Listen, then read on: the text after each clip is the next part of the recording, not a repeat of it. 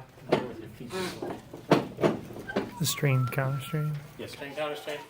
So we'll go for the hip flexors to begin with. Is there a ball in here? And the thing is, hip flexors, you always want to start out in a position with them somewhat flexed because chances are that's a pretty good stretch on their hip flexors to lie completely supine. So let's start out this one just underneath your legs, like that. So good. So now when we come back into our resting position, she's going to be resting in a shortened position, not so much getting that stretch back on. So we're going to come in. Whether you're looking for the iliacus, thank you very much. You're welcome. All you missed, as we said, start out with a wedge underneath their legs. You get 3 touchdowns. Oh, I missed him. Don't worry, it was recorded. So from a palpation standpoint, if you're looking more like an iliacus, you're going to come in at the ASIS and kind of wrap more around and palpate. If you're looking more for the Psoas, then from the ASIS, you're going to palpate in more medially and deep there. You can have them do a little bit of just a slight activation, not even that hard, just barely pushing my leg, relax, again, relax. And so you can feel the activation under there and make sure you're on the muscle. Try to find the most tender spot that you can with it. That's where you want to start from. I'm palpating down. I'm finding, okay, where there's that tender spot. I feel the tension that's there.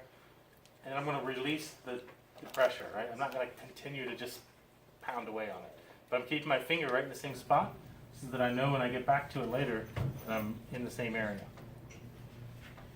Come underneath the leg, get really good coverage of the support on the leg. And so whether you're here or here, not too concerned about, just make sure that you've got good support and control over the leg. I'm going to slowly bring up into flexion, a tiny bit of abduction, and then I'm going to play with the amount of external rotation. What I'm looking for there is the point where, what are the two things I look for with the palpating hand?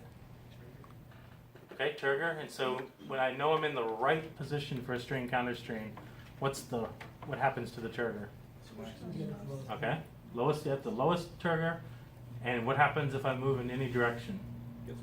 Gets worse. Yes, exactly. That's that playing around that you do with the rotation and a little bit of flexion. That's what you're looking for, is the point where it's the most relaxed and movement in any direction increases the tension, the trigger. And then there should also be decreased tenderness associated with that.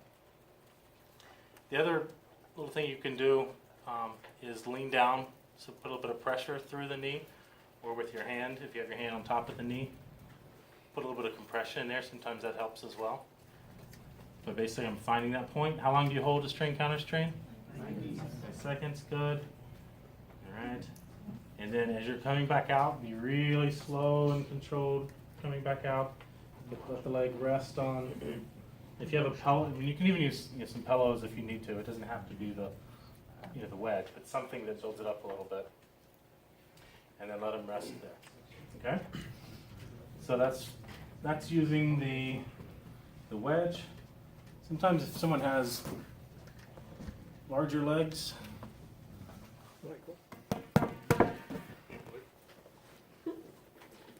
come up here, and even though I'm going, let's say I'm targeting the right side, I'm just going to keep both legs on the ball because it's easier to control and move everything.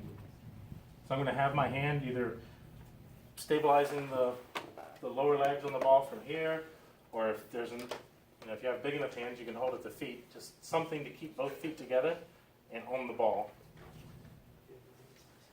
You're going to do your same part here, palpate, find your target spot, and you're going to roll the ball up. Bring the legs a little bit more. I want to make sure when I get to the top part that we're not, if we start out too low, then as she rolls up, her feet, there's not really a lot supporting on the ball. So we want to start out lower down. Good. All right, just let your legs totally relax there. Because what you want to have happen, you want them to be relaxed, because what you want to have happen is that as they come up, that there is external rotation and a little bit of adduction with the legs there. So you kind of push up, and then you can hold the, in this position now you're not having to hold the leg up. And when you come back out, roll it down and just let them relax.